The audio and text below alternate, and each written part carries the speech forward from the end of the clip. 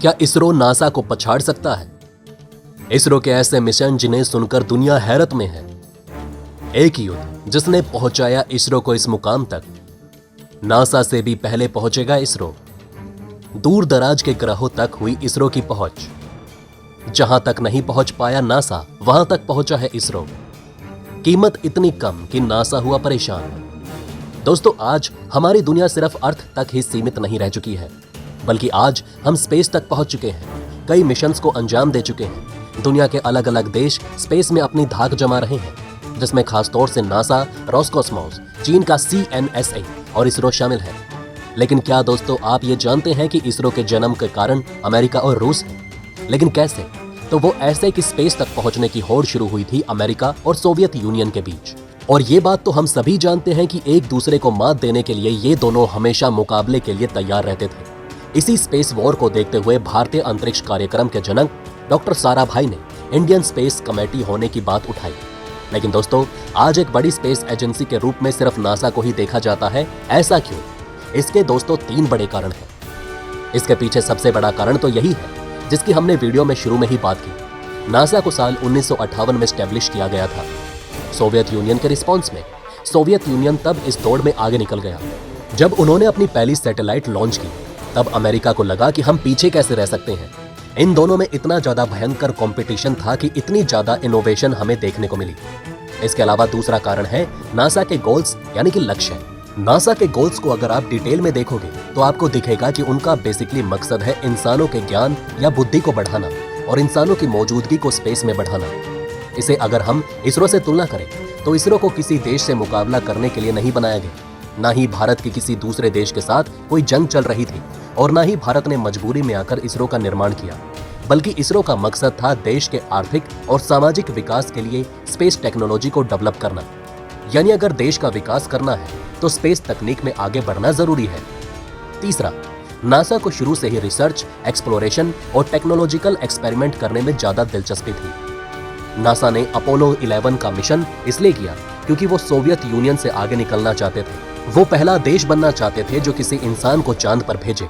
वो दिखावे के मामले में एक बड़ी सुपर पावर बनना चाहते थे। लेकिन दोस्तों, इसरो का मकसद विकास और कुछ अलग पैमानों पर हुआ।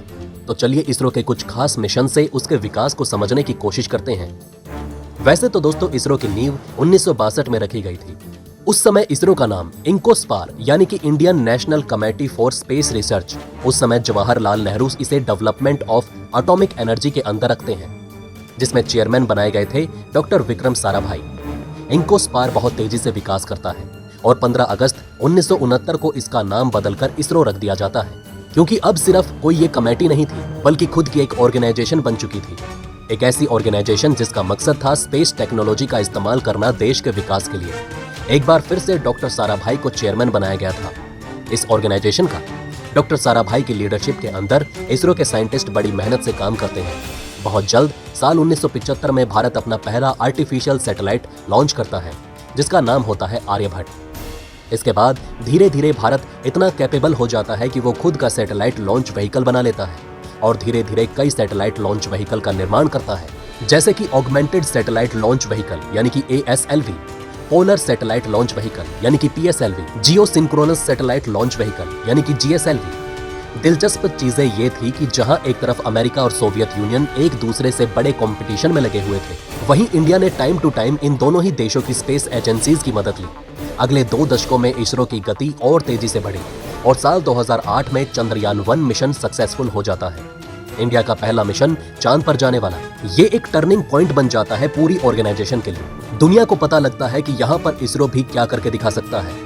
और जब तक 2013 में इंडिया का पहला मंगल मिशन लॉन्च किया जाता है और भारत इतिहास में पहला देश बन जाता है मंगल के ऑर्बिट में पहली बार में ही सक्सेसफुली एंटर करने वाला, तो भारत की इसरो एजेंसी को दुनिया की टॉप स्पेस एजेंसीज में गिना जाने लगता है।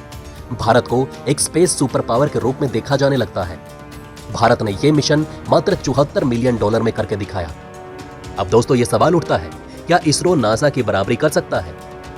तो दोस्तों, शुरुआत से ही इसरो ने ऐसी चीजों पर फोकस किया जिससे देश का भला हो सके, जिससे कि एक ऐसा सैटेलाइट नेटवर्क बिछाया जा सके जिससे टेलीविजन की ब्रॉडकास्टिंग हो सके, मौसम की जानकारी निकाली जा सके। हालांकि जो बाद के मिशन थे इसरो के, जैसे कि चंद्रयान या मंगलयान, वो एक्सप्लोरेशन की कैटेगरी में ज्यादा फिट बैठते हैं। इसके अलावा एक सबसे बड़ा कारण आ जाता है दोनों एजेंसीज का बजट। नासा का पूरे साल का बजट है $24 बिलियन।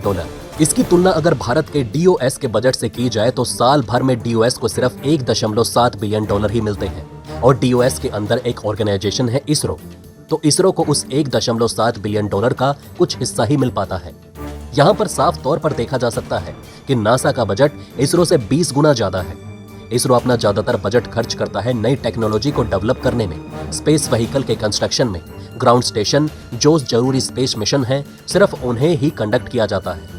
इतना ज्यादा पैसा बचता नहीं है ज्यादा मिशंस के लिए, तो साधारण सी बात है कि इतने सालों बाद नासा का इंफ्रास्ट्रक्चर कहीं ज्यादा बेहतर है इसरो की कंपैरिजन में।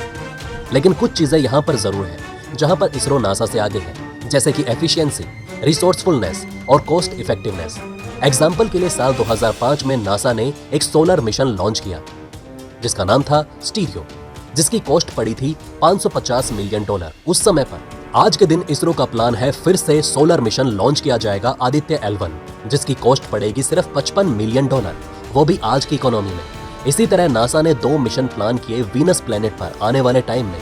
एक होगा इनका वेरिटस मिशन जिसे साल 2028 में लॉन्च किया जाएगा, और एक होगा दा विंसी मिशन जिसे साल 2029 में लॉन्च किया जाएगा। टोटल कॉस्ट एस्टिमेट की गई $1 बिलियन।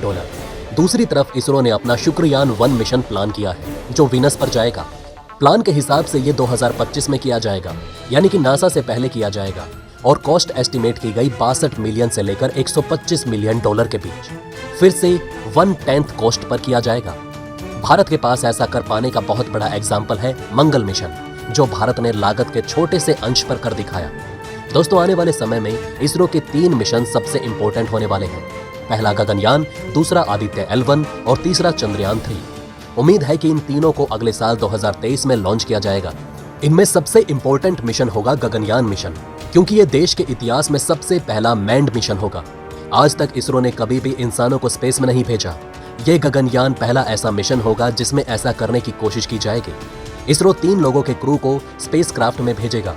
ये स्पेसक्राफ्ट अर्थ के बाहर चक्कर लगाएगा 5 से 7 दिन तक, 400 किलोमीटर की ऊंचाई पर। इस मिशन के लिए बजट रखा गया है 9,000 करोड़ से ज्यादा। दोस्तों, इस मिशन की सभी चीजें भारत में ही डेवलप की जाएंगी, जो कि लॉन्च व्हीकल होगा, स्पेसक्राफ्ट होगा, लाइफ सपोर्ट सिस्टम होगा, क्रू एक्सेप्टेंस सिस्टम होगा। सब कुछ इंडिया के अंदर डेवलप किया जाएगा इंडियन ऑर्गेनाइजेशंस के द्वारा। बस एक चीज है जिसके लिए इंटरनेशनल कोलैबोरेशन की जरूरत होगी, और वो है एस्ट्रोनॉट्स के सूट और एस्ट्रोनॉट्स को जो ट्रेनिंग दी जाएगी। ये किया जाएगा रशियन स्पेस एजेंसी रोसकॉस्मोस की मदद से। 4 इंडियन एयरफोर्स के पायलट को ऑलरेडी ट्रेनिंग के लिए भेजा जा चुका है रशियन स्पेस एजेंसी में। इसके अलावा कुछ फ्लाइट फिजिशियन और कम्युनिकेशन की जो टीम होगी वो फ्रेंच स्पेस एजेंसी के साथ ट्रेनिंग कर रही है national centre for space study यानी कि CNES में। अगर भारत ये मिशन करने में सफल हो जाता है तो भारत चौथा देश बन जाएगा दुनिया का जिसने अपनी काबिलियत के दम पर एस्ट्रोनॉट्स को लो अर्थ ऑर्बिट में भेजा। अभी तक ऐसा सिर्फ 3 देश कर पाए हैं, अमेरिका, चीन और रूस। अब गगनयान मिशन के भी 3 फेजेस हैं। पहले जो 2 फेज है गगनयान 1 और गगनयान 2, ये दोनों अनमैन्ड मिशन होंगे जो सिर्फ सेफ्टी टेस्ट करने के लिए होंगे। ये जो 2 टेस्ट फ्लाइट हैं ये अगले साल से ही देखने को मिलेंगे। और इसके बाद जो आखिरी मिशन है जिसमें इंसान स्पेस में जाएंगे वो होगा साल 2024 में। इसके अलावा जैसे हमने आपको बताया कि आदित्य L1 एक और इम्पोर्टेंट मिशन है जिसे लॉन्च किया जाएगा 2023 के शुरुआती 3 महीनों के अंदर। ये इंडिया का पहला मिशन होगा जो सूरज को स्टडी करेगा। इसके लिए कॉस्ट रखी गई है 378 करोड़ रुपए। और फिर होगा इसरो का चंद्रयान 3 मिशन। 2019 में चंद्रयान 2 भेजा गया था जिसने लैंड करने की कोशिश की, लेकिन उसका जो लैंडर था विक्रम लैंडर वो माल फंक्शन कर गया एक सॉफ्टवेयर की वजह से, और ये लैंडर क्रैश हो गया। चंद्रयान 3 फिर से यही चीज करेगा और एक सॉफ्ट लैंडिंग करने की कोशिश करेगा मून के साउथ पोल पर। इसके अलावा समय में और आगे गए तो कई और मिशन प्लान किए गए हैं इसरो के द्वारा, जैसे कि शुक्रयान 1 जो वीनस पर जाएगा। ये साल 2024 में किया जाएगा और कई स्पेस एजेंसी के साथ कोलैबोरेट करके किया जाएगा। फिर प्लान किया गया है एक लूनर पोलर एक्सप्लोरेशन मिशन किया जाएगा जापानीज एरोस्पेस एजेंसी के साथ कोलैबोरेट करके, जिसमें साल 2025 में एक लैंडर और रोवर भेजेंगे चांद पर साउथ पोल रीजन को एक्सप्लोर करने के लिए। साथ ही साथ मंगलयान 2 मिशन भी प्लान किया गया है। लॉन्ग टर्म फ्यूचर में अगर सबसे एम्बिशियस प्लान की बात करें तो इसरो का प्लान है 2030 तक इंडिया का खुद का स्पेस स्टेशन हो सके स्पेस में। ये चीज फॉर्मर इसरो चीफ के सिवान ने कहा था। यहाँ पर एक चीज तो पक्की है, वो जमाना जो था सोवियत यूनियन और अमेरिका जब एक समय पर रेस किया करते थे स्पेस में जाने के लिए, जबरदस्त कंपटीशन का जमाना था, अब वो खत्म हो चुका है। आज का जमाना कोई इसरो वर्सेस नासा या इसरो वर्सेस कोई और स्पेस एजेंसी का नहीं, बल्कि ये टाइम है इसरो प्लस नासा या इसरो प्लस बाकी स्पेस एजेंसी का। आज के दिन ज्यादातर देश एक दूसरे से लड़ाई नहीं करना चाहते, बल्कि कोलैबोरेट करना चाहते हैं, क्योंकि साथ में मिलकर काम करने से जब एक दूसरे के साथ टेक्नोलॉजी शेयर की जाएंगी, पैसे बचाने का आइडिया शेयर किया जाएगा, मिलकर काम किया जाएगा, तभी तो हमें सही मायनों में इंसानों के लिए प्रोग्रेस देखने को मिलेगी। किसी दूसरे देश के लिए नहीं, बल्कि पूरी इंसानियत के लिए। उम्मीद है कि जिस इंडियन इकोसिस्टम ने इसरो की ग्रोथ को सपोर्ट किया है और साइंटिस्ट को एम्पावर किया है इसरो को इस मुकाम तक पहुंचाने के लिए, हम उसी तरीके से इसरो का सपोर्ट आने वाले टाइम में भी करते रहेंगे। दोस्तों, अगर आप भी इसरो को सपोर्ट करते हैं तो कमेंट बॉक्स में जय हिंद जरूर लिखिएगा। धन्यवाद।